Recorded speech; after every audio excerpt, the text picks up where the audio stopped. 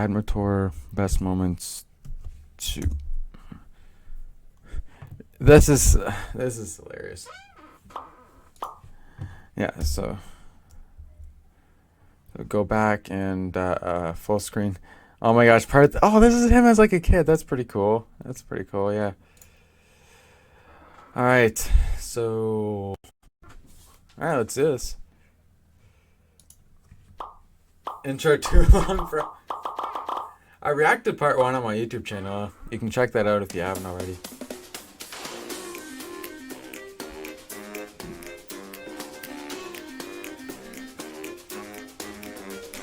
Got into our best. Warning, this episode contains some flashing images. Yeah, good to put that disclaimer. Hello everyone. My brother's lost son suggested that I should make an intro while rotating my chair, so there it is. Here, just check this out. It's a letter I received today. It's from YouTube, but you don't have to read it. I did prepare like a digital version of it, so for any of you who are interested in reading what it says. Wait. You've just done something that very few YouTube creators accomplish. You've had your podcast taken down by our army of bots before it even finished premiering. We know that numbers on YouTube can get really big, but we hope that you don't forget that no matter how many subscribers you have, we will still remove your videos for no reason. Okay, let's keep going. Each and every person who has subscribed to your channel has been inconvenienced by your actions. They were angered, frustrated, and enraged. You have achieved this strike on your channel with no warning, no valid reason, and probably a healthy sense of hopelessness too. What you've uploaded can be taken away from you, and we'd like to recognize you and all your hard work with this strike, a small token of our indifference and incompetence. What even is this?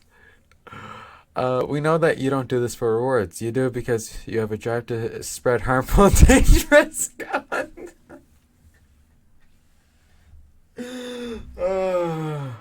And because you found an audience who sympathizes with your extreme views. Believe us when we say that we can't wait to see which of your videos will strike next. 3 strikes may seem a long way off now, but you're closer than you think. We're rooting for you. Congratulations, you're statistically Susan. Oh my gosh. Oh man, even this is funny, but in all seriousness, like, the YouTube copyright system is a big problem. Well, not the system is a problem. How it's set up is a problem. You're very welcome to pause the video. So that's the letter, and with the letter I also received something else. So here it is. You can check it out. And it was in this position that YouTube resigned the game. Me and my friend were playing chess in a bar, and we were playing blitz games for like maybe 3 or 4 hours. And well, when we were done with playing chess, my friend left the bar, and he gave up chess to become a librarian. When you see something like this, you are either playing against a total noob or against a former world champion. And another good news, it's now available in 180p. I have no idea what's wrong with YouTube. Where is Medo? Well, I think he's around. Probably in the kitchen. I know that if anyone woke you up at like 3 a.m. and asked you like, hey, who won second place in the 1959 candidates tournament, I'm sure you all would know. I will also be streaming if my internet service provider, provides me with the service of internet. I fixed my internet provider now. I mean, I didn't fix it, I changed it. So let's check out game 4, and we have to use some special effects to switch the players here. There we go. Well, the idea is that Black's position is really funny and that White is better. Another victory for Paul Charles Morphy. I just realized I miswrote Charles. But okay, what are you gonna do? Here, Nepo played Queen captures on f6, and he laughed at Fabi for having no pieces left on the board, and Fabi said, yes, you are correct. And if you look at this position, out of nowhere, the bishop is now actually up a pawn. I don't know, or Randy Orton. And the black king, although active, is a bit too active for his own good. So here we have this one again. Now let's go back to this one. And the chess one again. You know, even in those days they had nice cameras, only not for chess. Here we have also a nice close-up of Alexander Grishuk pretending like he's not really sure what he's going to play in today's game, but I mean, who is he kidding? And it was in this position that Vladislav Artemiev, also known as Chuck Norris, resigned the game, as there is nothing more to be done here. We have queen to h7 and now just b8 with another queen. So now Vincent has 2 queens, which is of course almost always better than 1 queen. Have a Unless shot if you with stalemate. 5 moves or something Unless like that, if you just to stalemate. make it more interesting. So you know, cheers.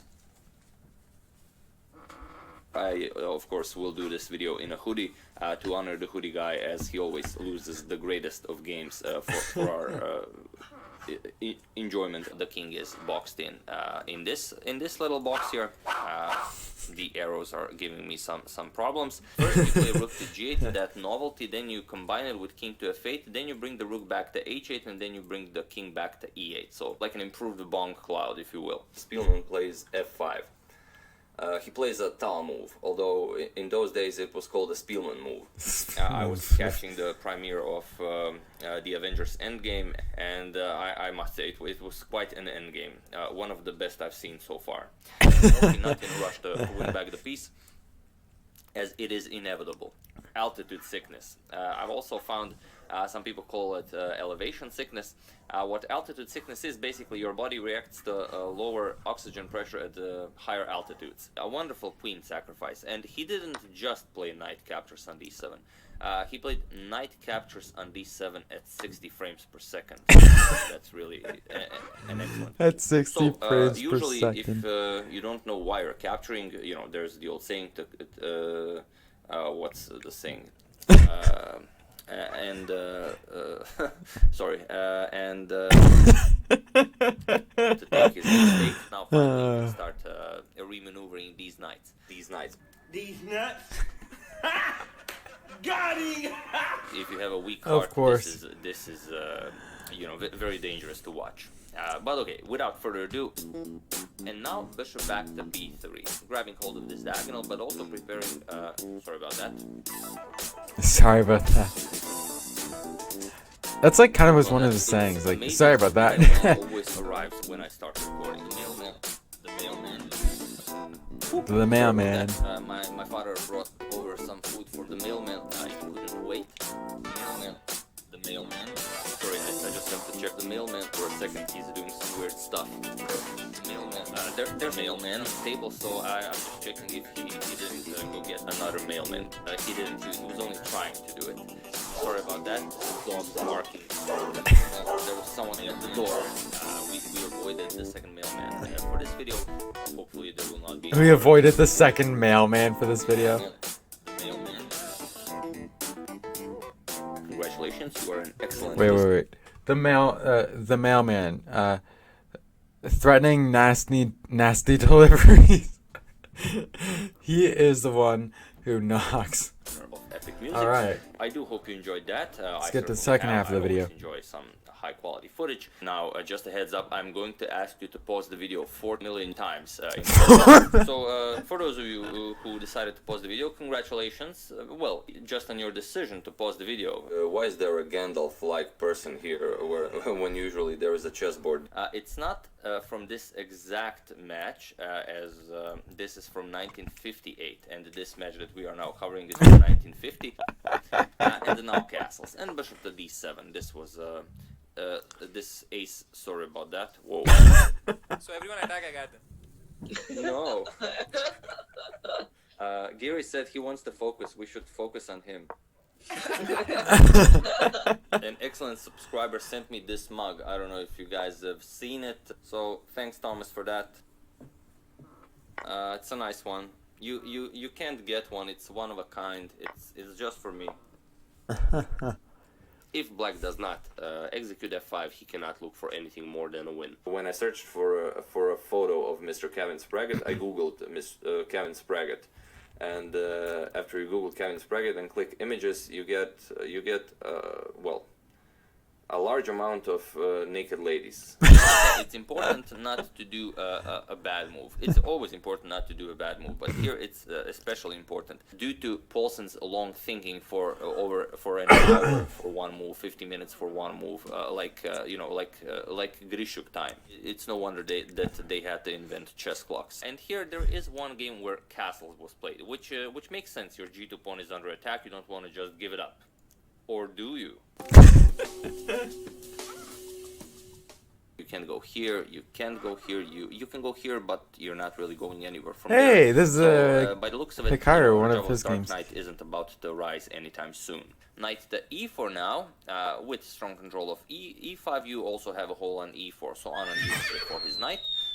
White is up a pawn, but I'm sure he's not really proud of it. For those of you who decided to repeat moves with rook e2, shame on you. Karakin already played his first move, e4, and Carlsen is waiting for someone to take his photo before actually make his first move. Avankau with his what appears to be a carton of milk, and Pragdananda for the moment without any refreshments. He needs some milk! And now g5. Here he wants to now start. Okay. What's actually interesting, like, this is actually Hikaru Nakamura. Yeah, like, he actually used to be a farmer, you guys, which is pretty cool. I mean, Some milk! And now g5. Oh, Giri wants hilarious. to now start an attack against Giri's kings, since Giri already castled. So c6, not the most precise idea, but, you know, countering an imprecise idea with another imprecise idea, always a good idea. With queen to d5, offering, not offering, threatening checkmate. So it's very interesting. yes, he did this move to offer. He did that move to offer checkmate, obviously. Played out this entire game by forcing this bishop basically to pretend to be a pawn for the rest of the game. My favorite 13th century archbishop.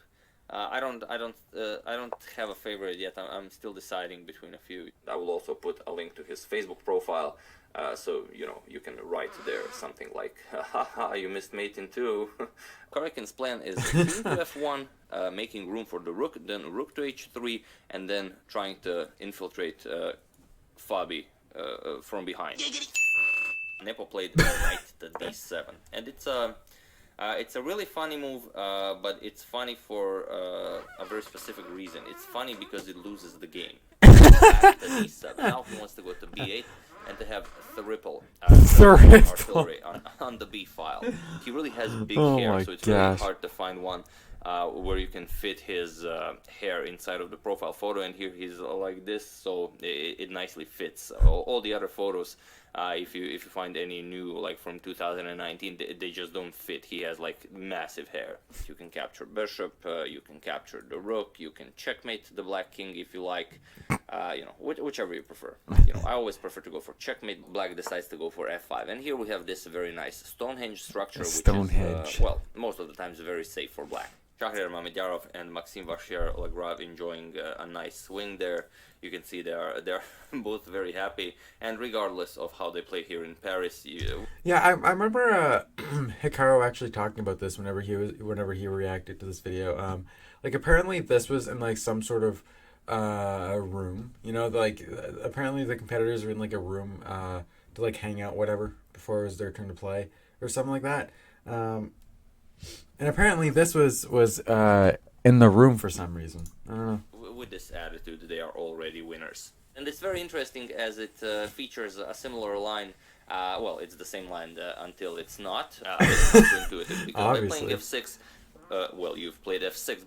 And here, we played f6, it's just checkmate now. So if f6 delivers checkmate, then it is okay to play f6. But yeah, really crazy stuff. Nepo, the Jedi Master, with his mind tricks.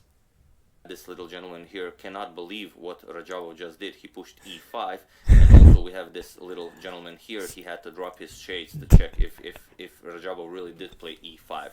But I will now show the standings after round 7. So for those of you who are still not interested in the standings, don't watch. Close your eyes for a couple of seconds. Maxim Vachier-Lagrave defeated Yanni Pomnishi. The two of them now share first place with 4.5. Yeah, I might check out that documentary, by the way. I did post the link to my Discord in the in the chat. Like I don't have like another monitor with